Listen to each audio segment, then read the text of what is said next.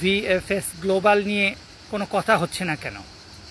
এই মুহূর্তে বাংলাদেশে নতুন হাওয়া বইছে, আর বিভিন্ন সমস্যার মাঝখানে ভিএফএস গ্লোবাল নিয়ে কেউ কোনো কথা বলছে না।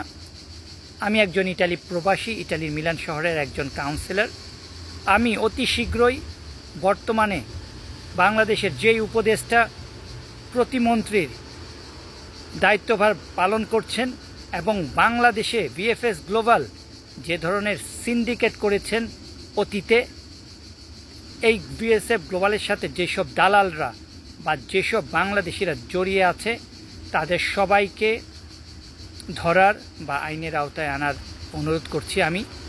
কারণ হাজার হাজার বাংলাদেশিদের টাকা ভিএফএস গ্লোবালের সাথে জড়িয়ে আছে, এরকম অনেক দালালরা ইতিমধ্যে খেয়ে ফেলেছেন। একটা অ্যাপয়েন্টমেন্ট নেওয়ার জন্য ৮০ থেকে ১ লক্ষ টাকা তারা নিচ্ছেন। ইন্ডিয়াতে যদি ভিএফএস গ্লোবালে যাই, আমার অনেক ইন্ডিয়ান বন্ধুরা যে কোনো মুহূর্তে ভিএফএস গ্লোবাল থেকে অ্যাপয়েন্টমেন্ট নিতে পারেন বিনামূল্যে, এবং তারা সেই ভিএফএস গ্লোবালের মাধ্যমে কাজ করতে পারেন। তাহলে বাংলাদেশ ভিএফএস গ্লোবালে এত দালালি কেন, এত অনৈতিকতা কেন, এত অরাজকতা কেন? বাংলাদেশের বিভিন্ন ক্ষেত্রে পরিবর্তন আসছে। আমি আবেদন করছি বাংলাদেশের বর্তমানে যারা প্রবাসীদের জন্য কাজ করছেন, আমাকে তাদের একটা টেলিফোন নাম্বার আর ইমেল দেন। আমি সরাসরি বাংলাদেশের প্রতিমন্ত্রী যিনি আছেন তার সাথে কথা বলবো, এবং একজন ইটালির প্রবাসী প্রতিনিধি হয়ে আমি বলতে চাচ্ছি যে অতি শীঘ্রই ভিএফএস গ্লোবালকে যদি নতুন করে সাজানো না হয়, ভিএফএস গ্লোবালের এই সিন্ডিকেট যদি ভাঙা না হয়, তাহলে ইটালিতে ভবিষ্যতে যেসব বাংলাদেশিরা আসবে বা যারা ইটালিতে আছেন তাদের পরিবারকে যারা ইটালিতে আনবেন, তারা সবাই আগের মতো এখনও প্রতারিত হবে। এটাকে কোনোভাবেই মেনে নেওয়া যায় না।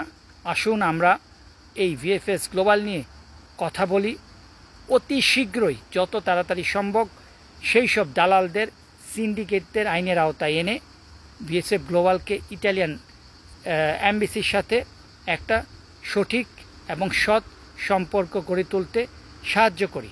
আর দ্বিতীয়ত, আমি আবেদন জানাচ্ছি বাংলাদেশের পররাষ্ট্র মন্ত্রণালয়ের যিনি অধীনে আছেন উপদেষ্টা, তা আপনার সাথে আমি কথা বলতে চাই পার্সোনালি না, ফেসবুকে, যাতে আমার আর আপনার আলোচনা প্রত্যেকটা ইটালিতে অবস্থানরত বাংলাদেশি প্রবাসী দেখবে এবং বাংলাদেশের মানুষও দেখবে। আপনি অতি শীঘ্রই সময় নষ্ট না করে ইটালিয়ান এমবেসিতে যান, ইটালিয়ান এম্বাসির সাথে কথা বলেন।